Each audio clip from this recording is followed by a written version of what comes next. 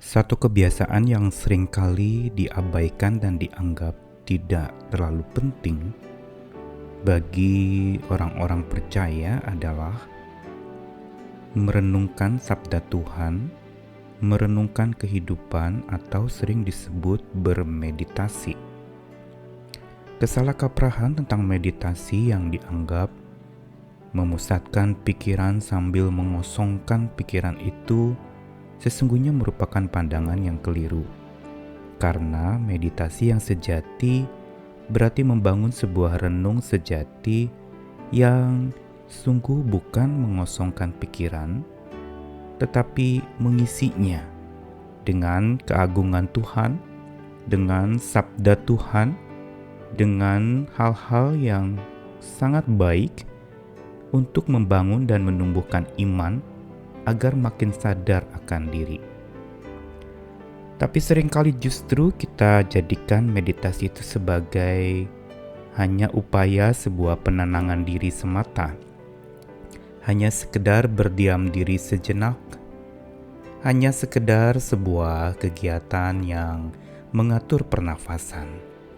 Padahal renung sejati atau meditasi yang benar adalah sebuah upaya untuk makin mendekatkan diri dengan Sang Khalik, yang berarti pikiran kita bukan dikosongkan tapi diisi penuh oleh cintanya yang ajaib. Saya Nikolas Kurniawan menemani di dalam Sabda Tuhan hari ini yang akan menyapa lagi dari dua bagian firman Tuhan, yang keduanya berbicara tentang merenungkan Tuhan. Yosua pasal yang pertama ayat yang ke-7 sampai 9, hanya kuatkan dan teguhkanlah hatimu dengan sungguh-sungguh, bertindaklah hati-hati sesuai dengan seluruh hukum yang telah diperintahkan kepadamu oleh hambaku Musa. Janganlah menyimpang ke kanan atau ke kiri supaya engkau beruntung kemanapun engkau pergi. Jangan engkau lupa memperkatakan kitab Taurat ini, tetapi renungkanlah itu siang dan malam, supaya engkau bertindak hati-hati sesuai dengan segala sesuatu yang terjadi di dalamnya. Sebab dengan demikian perjalananmu akan berhasil dan engkau akan beruntung. Bukankah telah kuperintahkan kepadamu? Kuatkan dan teguhkanlah hatimu. Janganlah kecut dan tawar hati, sebab Tuhan Allahmu menyertai engkau kemanapun engkau pergi. Lalu bagian kedua dari Mazmur 63 ayat 7-9, apabila aku ingat kepadamu di tempat tidurku merenungkan engkau sepanjang kawal malam, sungguh engkau telah menjadi pertolonganku, dan dalam naungan sayapmu aku bersorak-sorai. Jiwaku melekat kepadamu, tangan kananmu menopang aku. Dua bagian firman Tuhan, yang pertama tadi dari kitab Yosua merupakan sebuah pesan dari Musa. Menjelang kematiannya dia berpesan hal-hal yang penting bagi Yosua, penerus yang akan melakukan kepemimpinan berikutnya buat bangsa pilihan Tuhan, yaitu Israel. Dan pesan yang terpenting tadi sudah dibacakan untuk menguatkan dan meneguhkan hati dengan sungguh-sungguh, bertindak hati-hati sesuai dengan hukum yang diperintahkan, jangan menyimpang ke kanan dan ke kiri. Tetapi ayat ke-8 menjadi bagian yang sangat penting untuk menjadi sebuah tabiat atau sekaligus juga habit, kebiasaan bagi Yosua untuk supaya dia bisa berhasil melalui perjalanannya yang tidak mudah itu. Dikatakan, janganlah lupa engkau memperkatakan Taurat Tuhan, tapi renungkanlah siang dan malam, supaya engkau bertindak hati-hati sesuai dengan segala yang tertulis di dalamnya. Sebab dengan demikian perjalananmu akan berhasil dan engkau akan beruntung. Perhatikan, Yosua diminta untuk memperkatakan Taurat Tuhan itu sambil merenungkannya siang dan malam. Berarti menjadi sebuah tabiat atau kebiasaan yang terus dibangun untuk satu tujuan, bukan sekedar merenung-renung lalu kemudian tidak sadarkan diri, mengosongkan pikiran, tetapi justru di situ supaya engkau bertindak hati-hati. Sehingga inilah sebenarnya pelajaran yang penting tentang sebuah meditasi menurut paham firman Tuhan, yaitu bukan suatu upaya pelarian diri dari realita, bukan sekedar juga sebuah penenangan diri semata, tetapi merupakan satu upaya untuk merenungkan siang dan malam supaya kita bisa bertindak. Ibaratnya ruang renung sejati yang perlu kita bangun itu semacam, mungkin saudara tahu tentang ketapel, sebuah senjata yang kalau ditarik mundur ke belakang, maka batu yang ada ditarik itu begitu dilepaskan dia melesat ke depan. Inilah ruang renung sejati yang harus terbangun.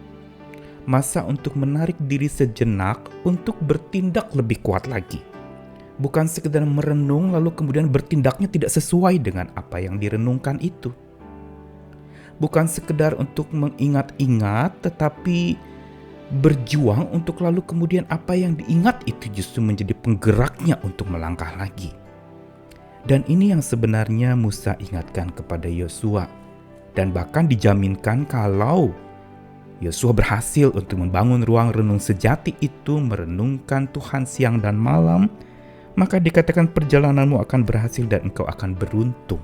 Dan begitu pula senada dengan itu di dalam Mazmur 63, sebuah mazmur tentang kerinduan akan Allah. Di sini pemazmur juga mengungkapkan tentang bagaimana dia merenungkan Tuhan di tempat tidurnya, merenungkan sepanjang kawal malam, supaya Tuhan jadi penolongnya, dan naungan sayap Tuhan melindunginya, membuat dia bersorak-sorai. Makin dia melekat kepada Tuhan karena tangan Tuhan menopangnya.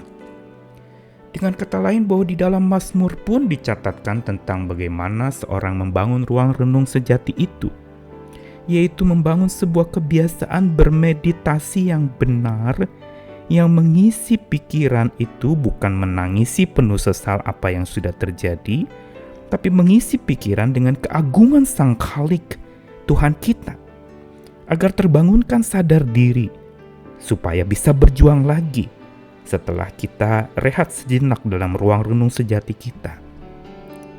Meditasi sejati menurut sabda Tuhan adalah mengisi jiwa, bukan mengosongkan pikiran kita. Mengisi jiwa dengan kekuatan Tuhan melalui berdiam diri agar kita bisa menangkap maksud Tuhan di balik segala peristiwa yang terjadi, segala hal yang menimpa, segala musibah yang melanda. Untuk supaya tidak berhenti di situ, tapi kita siap untuk menjalaninya bersama dengan Tuhan. Inilah meditasi sejati, mengisi jiwa, berdiam diri, tangkap maksud Tuhan, dan siap melaksanakan maksud itu di sepanjang hidup kita. Hari-hari ini ketika banyak waktu kita untuk berdiam diri, banyak waktu untuk membangun ruang renung sejati itu, luangkanlah waktu itu. Jadikanlah sebagai sebuah kebiasaan, agar ruang renung itu terbangun di dalam hati dan jiwa kita.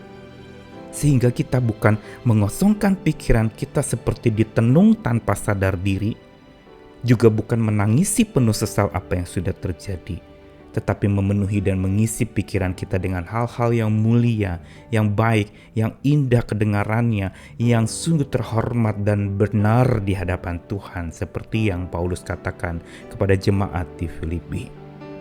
Ini membawa kita kepada sebuah ruang renung sejati yang benar, yang membawa kita kepada sebuah kekuatan untuk menjalani hari esok bersama dengan Tuhan, Sang Khalik yang menyertai kita, sekaligus membuat celik mata kita lewat meditasi setiap hari yang kita lakukan untuk makin sadar diri, mengisi jiwa, berdiam diri, menangkap maksud Tuhan agar siap melaksanakan dan berjuang bersama dengan Tuhan. Mari kita terus bangun kebiasaan ini, membangun ruang renung sejati di jiwa dan hati kita, dengan bermeditasi merenungkan Tuhan sepanjang hidup kita, melihat bahwa di balik segala hal yang terjadi, ada Tuhan yang selalu beserta dengan kita. Selamat memulainya. Amin.